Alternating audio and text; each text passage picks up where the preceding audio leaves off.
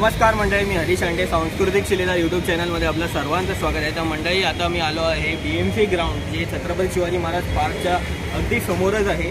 आणि इथे आता कोकण जत्रा दरवर्षीप्रमाणे ही होणारी कोकण जत्रा सुरू झालेली आहे. आजचा हा पहिला दिवस आहे आणि या पहिल्याच दिवशी खास करून इथे कॅटवॉक तुम्ही पाहिलं असेल वगैरे. असा कॅटवॉक तुम्ही कुठेच पाहिला. नऊवारी साडी घालून वेगवेगळ्या प्रकारच्या ज्या साड्या आहेत, पेशवे साडी आपण म्हणतो, पेशव्या काळीच्या महिला घालायच्या साडी वगैरे, त्या सर्व इथे आल्या होत्या आणि छानपैकी त्यांनी साड्या नेसून कॅटवॉक केलेल्या चक्क.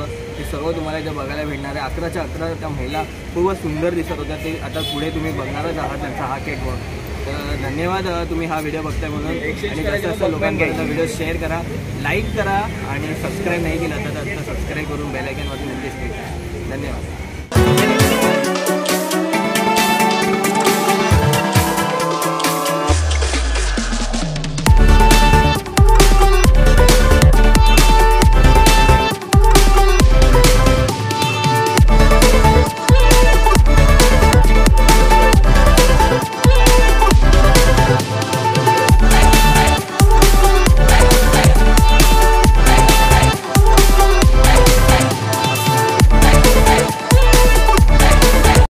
जोरदार टाळ्या होऊन जाऊ दे. प्रत्येक वेळी प्रत्येकीला आपण टाळ्या द्यायच्या आहेत, कारण हे एक फारच सुंदर त्यांनी केलेलं आहे. अर्चा या ठिकाणी आरती संजय गिरकर आपल्या समोर आहेत आणि मी माईक त्यांच्याकडे देतोय. पाहूया त्यांचं मनोगत.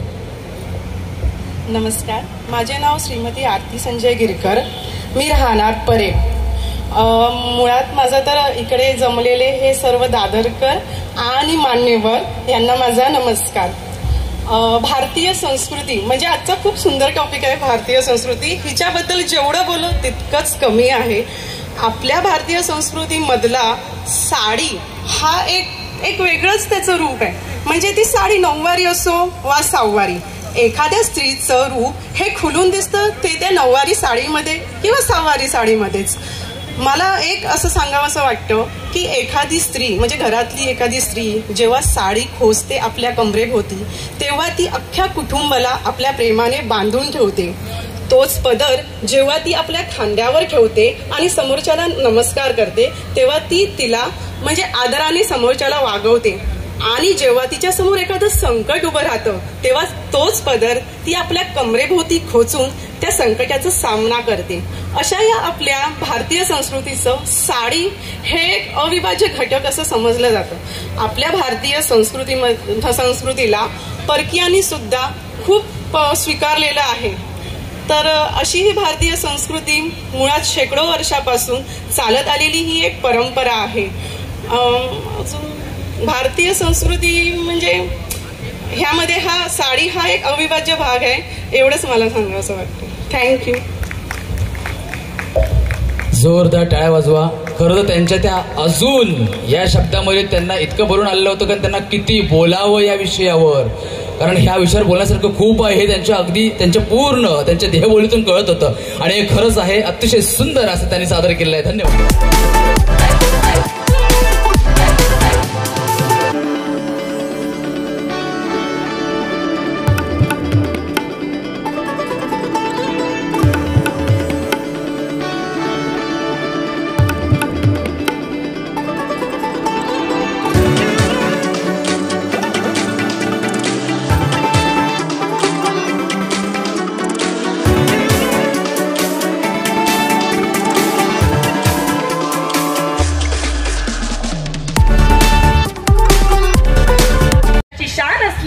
सौंदर्याचा साज असलेली आणि सगळ्या साड्यांचा माज असलेली अशी ही नऊवारी साडी आणि हे पारंपरिक दागिने परिधान करून मला इथे येण्याची संधी तुम्ही मला दिलात, याबद्दल तुम्हा सर्वांचे आणि या मंचाचे मनापासून धन्यवाद.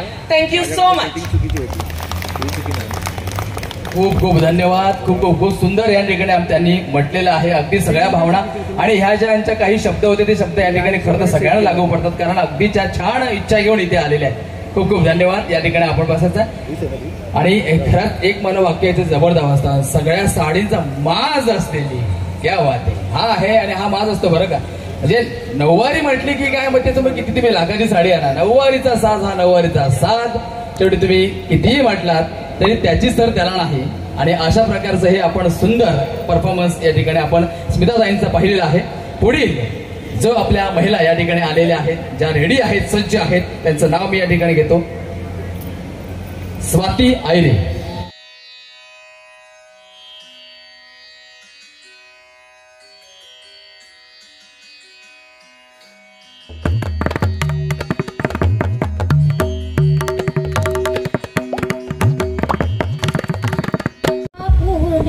शंकर प्राणवल्लभे ज्ञान वैराग्य सिद्धये भिक्षां देहि च पार्वती अन्नपूर्णे सदा पूर्णे. नमस्कार, माझं नाव सौ स्वाती शशांक आहिरे. आता मी जो हा श्लोक म्हटला तो अन्नपूर्णा देवीचा होता. प्रत्येक गृहिणीमध्ये, प्रत्येक स्त्रीमध्ये एक अन्नपूर्णा असते. मग ती आई असो, सासू असो, सून असो, बहीण असो, प्रत्येक स्त्री ही अन्नपूर्णा देवीचं स्वरूप आहे. म्हणून मी लग्नाच्या 10-12 वर्षानंतर स्वतःच्या पायावर उभं राहायचं ठरवलं आणि आपली महाराष्ट्राची खाद्य संस्कृती पुढे न्यायचं ठरवलं.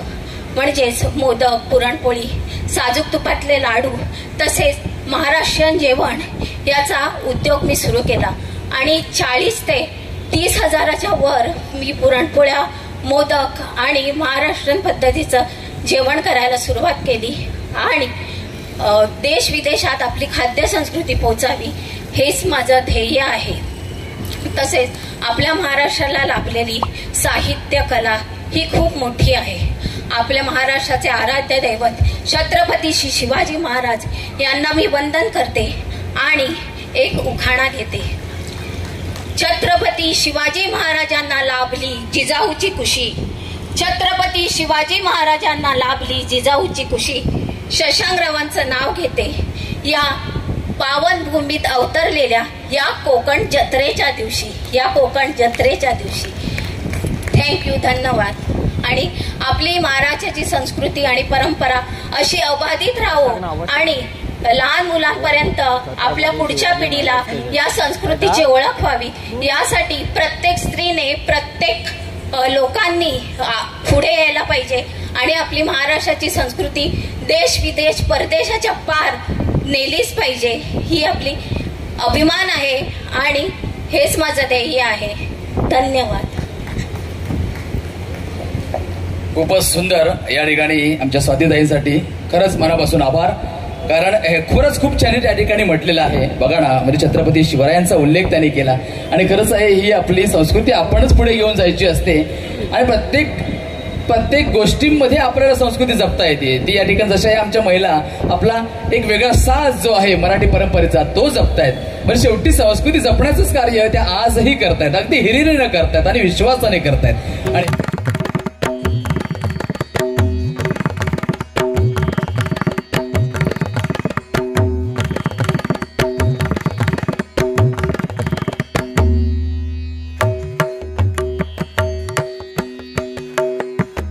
मी मीनाक्षी भास्कर वडगुजर. मी कल्याण येथून आलेली आहे आणि मी नऊवारी डिझाईन करते, नऊवारी स्टिचिंग, नऊवारी डिझाईन करते आणि मी माझ्या मैत्रिणींचा ग्रुप आहे. आम्ही मंगळागौर, डोहाळे जेवण त्याच्यामध्ये पारंपरिक संस्कृती जपतो. नऊवारी साडी घालून मंगळागौर आणि जे पारंपरिक खेळ आहेत ते आम्ही करतो. आणि नऊवारीबद्दल सांगण्याचं म्हणजे मराठ्यांची, महाराष्ट्राची शान असलेली मराठमोळी आणि मी आज इथे नेसलेली आहे पेशवाई, म्हणजे पैठणीची काठ असलेली पेशवाई ही साडी आहे. आणि नऊवारी नेसणं म्हणजे ही शान तर आहेच पण अभिमान पण आहे आणि प्रत्येकीने ती नेसली गेली पाहिजे. म्हणजे आम्ही सहावारीपेक्षा नऊवारी जास्त नेसतो आणि ह्या गोष्टीचा आम्हाला अभिमान आहे आणि ती परंपरा आम्ही पुढच्या पिढीलाही पुढे देतोय आहे. याचं गर्वही आहे की बाबा की पुढच्या पिढीला आम्ही दाखवतोय आहे की आमची शान आम्ही कशी जपावी आणि पुढे तुम्ही कशी न्यावी. आज आम्ही नेतो आणि पुढच्या पिढीनेही ती पुढे न्यावी असं. आणि नऊवारीचा जो जन्म आहे तो खरं म्हणजे नऊवारी नेसल्यानंतर लाजता मोरडता येतच नाही, लाजून मोरडू शकतच नाही.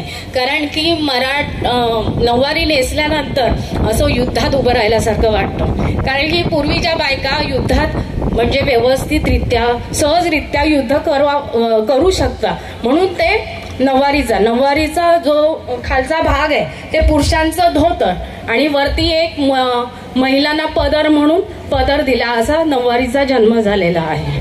म्हणून नऊवारी नेसल्यानंतर लाजता मोरडता येणारच नाही. कारण की असं वाटतं की युद्धात उभं राहिला आणि रणरागिणी आहोत आपण. नमस्कार.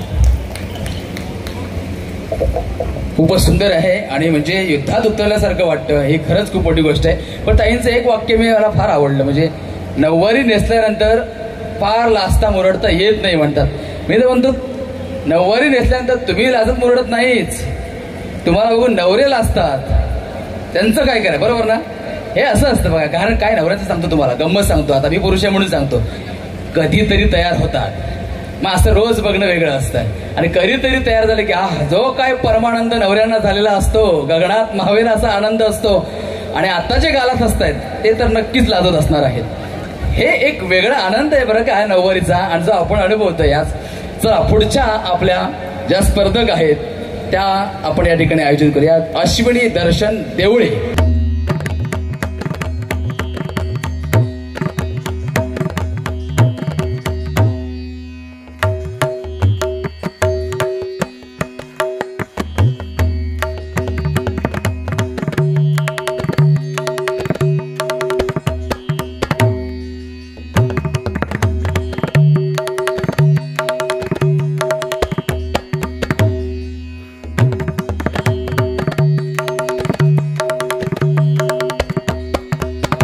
आणि माझ्या सादरीकरणातून एक मला संदेश देऊ इच्छिते.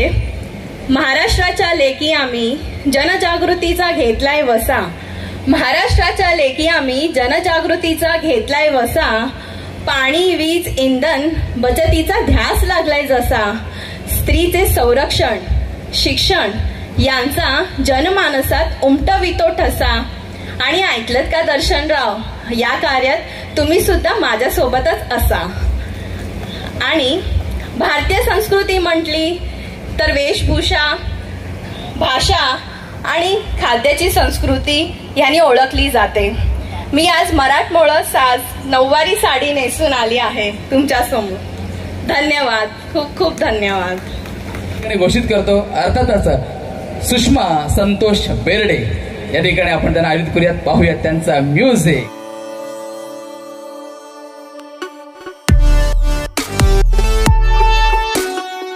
सुंदर, जरा जोरदार त्या ठिकाणी टाळ्या होऊन जाऊ द्यात. जोरदार टाळ्या होऊन जाऊ द्या. हे वैभव आहे, ही संस्कृती आहे आणि ही शालीनता आणि हा घरंदाजपणा हा इथे पाहायला मिळतो आहे. आणि खूपच सुंदर या ठिकाणी आपलं सादरीकरण या ठिकाणी झालंय. बघूया सुषमाताईंचा असा सुंदरसं मनोगत काय आहे. धन्यवाद. शुभ संध्याकाळ सगळ्यांना. माझं नाव सुषमा संतोष बेर्डे. मी गिरगावातनं आले आणि माझा गणेश मूर्तींवर दागिने बनवण्याचा व्यवसाय आहे, जो मी प्रत्येक सीझनला करत असते. आणि अनेक मोठ्या नामवंत व्यक्तींकडे माझ्या गणेश मूर्ती गेलेल्या आहेत.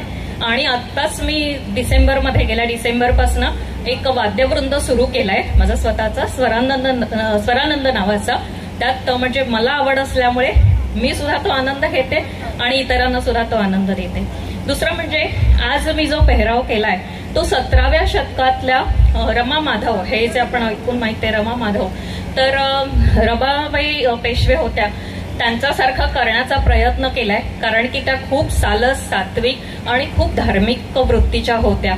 त्यामुळे त्यांना भौतिक सौंदर्याची फारशी गरज नसावी, कारण की त्यांचं स्वतःचं सौंदर्य खूप निरागस होत्या फार लवकर लग्न झाल्यामुळे. त्यामुळे त्या खूप सात्विक आणि खूप देवपूजा करणाऱ्या वगैरे अशा धार्मिक होत्या. आणि एक होतं की त्या चिंतामणींच्या म्हणजे ठेऊचे चिंतामणी याचं ते भक्त होते. आणि योगायोगाने मी सुद्धा गणेश भक्त आहे, याचं मला खूप बरं वाटतंय. आणि दुसरं म्हणजे सांगायचं तर संस्कृतीविषयी, म्हणजे आत्ताच्या काळाला अनुसरून जी आपण संस्कृतीची व्याख्या करू शकतो, तर आपले जे संस्कार आहेत त्या संस्कारांना संस्कारांचं अस्तित्व टिकवण्यासाठी जे आता आपण प्रयत्न करतोय तीच संस्कृती असं आता सध्याच्या काळात म्हणावं लागेल.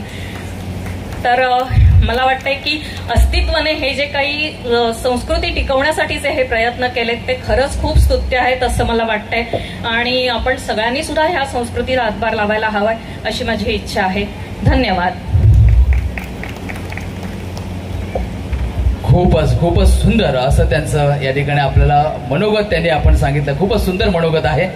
आणि त्यांनी इथे उल्लेख केला तो म्हणजे रमाबाईंचा. फार मला या ठिकाणी सांगायला आवडेल. कोणी वाचलंय रमाबाईंचं आत्मचरित्र? रमाबाई वाचलंय? एकदा वाचा. खूप सुंदर.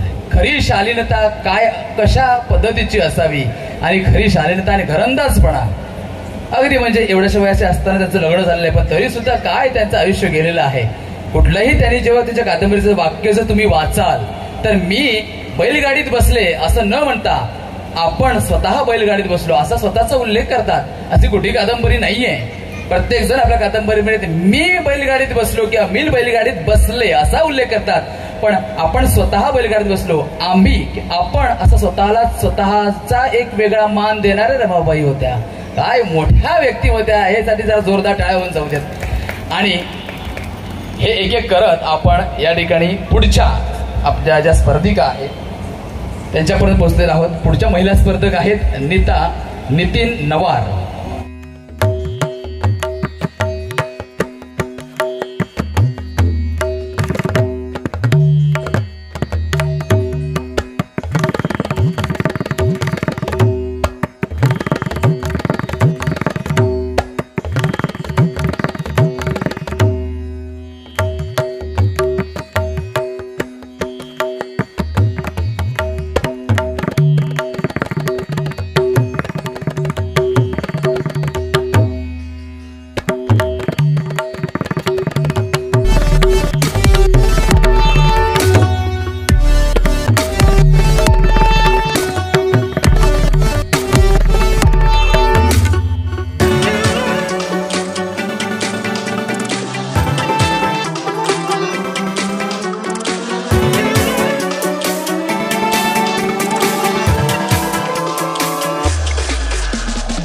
जोरदार टाळ्या होऊन जाऊ देत.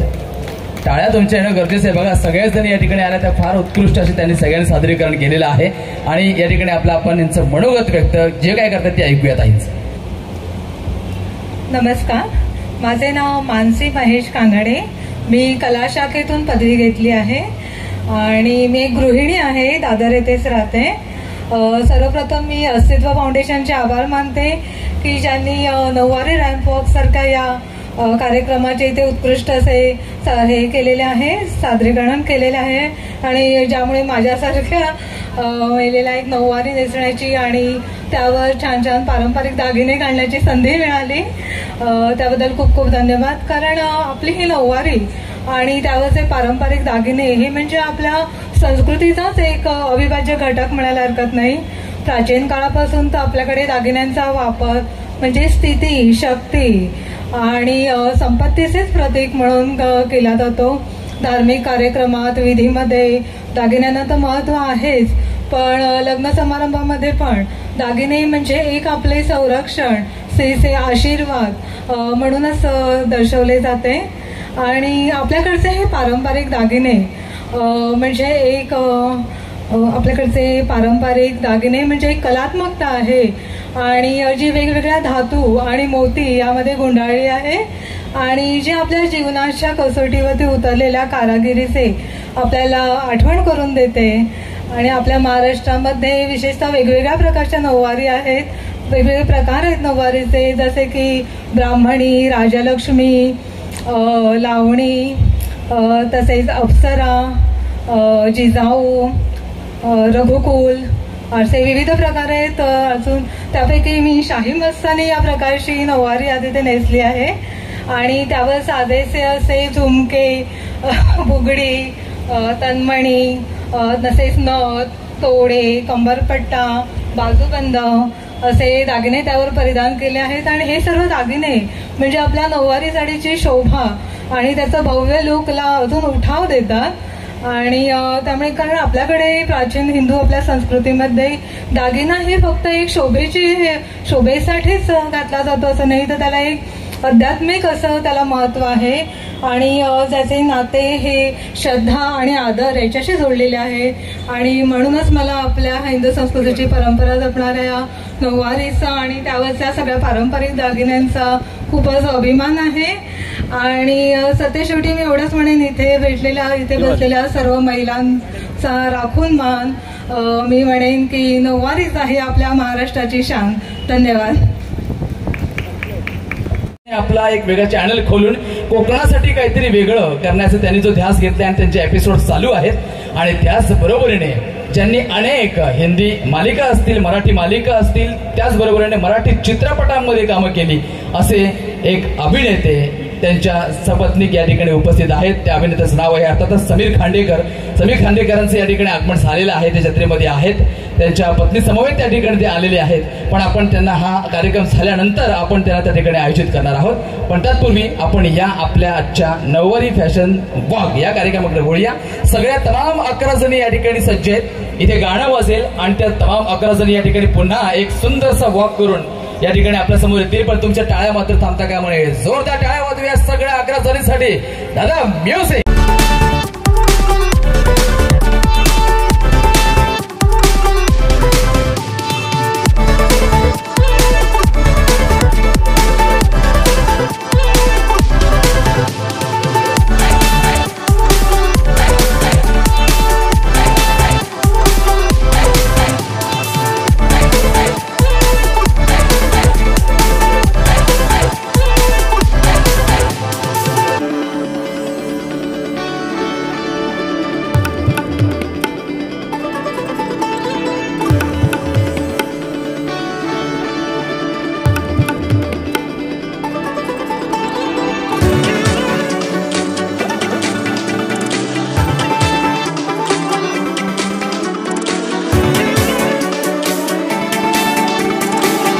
वंदन करते स्मरून आणि महेश रावांचं नाव घेते तुम्हा सर्व महिलांचा मान राखून. थँक्यू. असा अभिनेत्री आणि योगा टीचर प्राजक्ता दातार याच्यासाठी जरा जोरदार टाळ्या होऊन जाऊ देत. अनेक त्यांनी मराठी मालिका केलेल्या आहेत. माझ्या नवऱ्याची बायको, अजूनही बरसाता आहे, पुन्हा जन्मेन मी, अशासारख्या अनेक मालिकांच्या माध्यमातून त्यांनी आपला अभिनयाचा ठसा उमटवलेला आहेच. आणि त्याचबरोबरीने महत्वाची गोष्ट, येत्या जून महिन्यात 6 तारखेला त्यांचा नवा कोरा असा चित्रपट जारण या नावाचा चित्रपट प्रदर्शित होणार आहे. अशा या सुप्रसिद्ध अशा अभिनेत्री प्राजक्ता दातार या ठिकाणी आज आपल्या कोकण जत्रेमध्ये आलेल्या आहेत. आणि या नऊवारी फॅशन वॉकचा निकाल जाहीर झालेला आहे आणि परीक्षका आपल्याला ज्या लाभलेल्या आहेत त्या प्राजक्ता दातार मॅडम यांना मी माईक सुपूर्द करतो आणि ते त्या ठिकाणी तिसरा, दुसरा आणि मग पहिला अशा प्रकारच्या क्रमाने तो निकाल जाहीर करतील या नऊवारी फॅशन वॉकचा. नमस्कार, मी Prajakta Datar. Thank you so much Sunita मला इथे बोलवल्याबद्दल. आणि तुम्ही किती सुंदर तयार झालात सगळ्या. म्हणजे मला इतकी मजा आली तुम्हाला सगळ्यांना बघताना. प्रत्येकीचा वॉक, कॉन्फिडन्स, तुम्ही ज्या पद्धतीने नटलायत. मी एक एक दागिना पण तुमचा चेक करत होते की काय घातलंय तुम्ही ते. आणि खूप सुंदर रंग आहेत प्रत्येक साडीचा. मला इनफॅक्ट मला नऊवारीबद्दल खूप वेगळ्या पद्धतीने माहिती मिळाली आज. मलाच खूप गोष्टी माहिती नव्हत्या आणि I am so happy for that. आणि ही जत्रा सुद्धा फार सुंदर आहे, फार भारी आहे. आता आपण निकालाकडे वळूया. खरं तर टफ कॉम्पिटिशन होते का असं मध्ये मला वाटायला लागलं होतं, कारण एक एक जणी नंतर ज्या येत होत्या त्या एकदम तुफान बोलत होत्या, तुफान इकडे वॉक घेत होत्या. कपडेही म्हणजे तुमची नऊवारी खूपच सुंदर आहे. So let's see 3rd number किंवा 3rं स्थानावरती कोण आहे. नंबर 9 सुषमा संतोष बेर्डे. कॉंग्रॅच्युलेशन्स.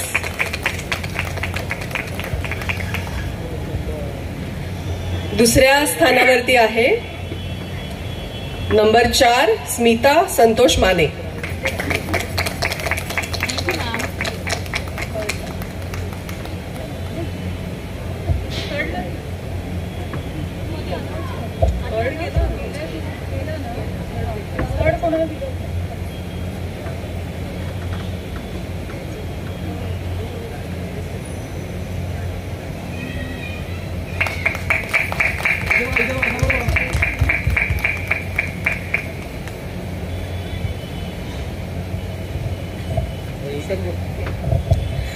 दुसऱ्या स्थानावरती आहे नंबर 4 स्मिता संतोष माने.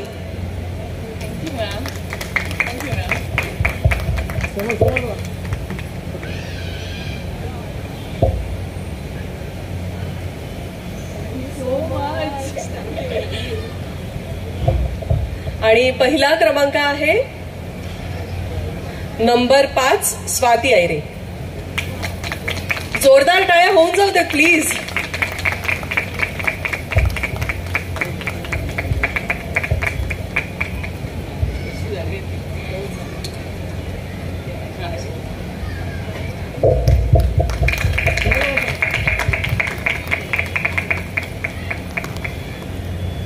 आणि मला सगळ्यांनाच खरं तर खूपच आभार सगळ्यांचे. तुम्ही सगळ्यांनी खूप छान केले. प्लीज कोणी डिसअपॉइंट होऊ नका. ही स्पर्धा आहे, ही मज्जा आहे, फार मनावर घ्यायचं नाही. तुम्ही इकडे जसे मगाशी म्हणत होते की इथे येऊन उभं राहणं, आपल्याला काय हवं ते बोलणं, तो आत्मविश्वासाने स्वतःला प्रेझेंट करणं, बास.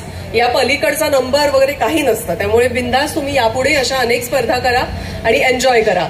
ओके. आणि मला असं जेन्युअनली वाटलं की हा कोकण जत्रा आहे ही. सो पूर्ण ही स्पर्धा बघत असताना अशी एक व्यक्ती आहे जी कोकणी भाषेत बोलली. येस. सो मला असं जेन्युअनली वाटलं की त्यांना एक स्पेशल प्राइज द्यावं, कारण त्यांनी आपल्या कोकणी भाषेचा ऑथेंटिसिटी जपली, त्या भाषेमध्ये त्यांनी त्यांचं मनोगत व्यक्त केलं. म्हणून मी रिक्वेस्ट करते की यांना एक स्पेशल प्राइज द्यावं.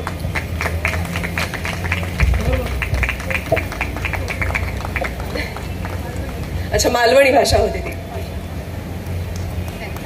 Thank you so much.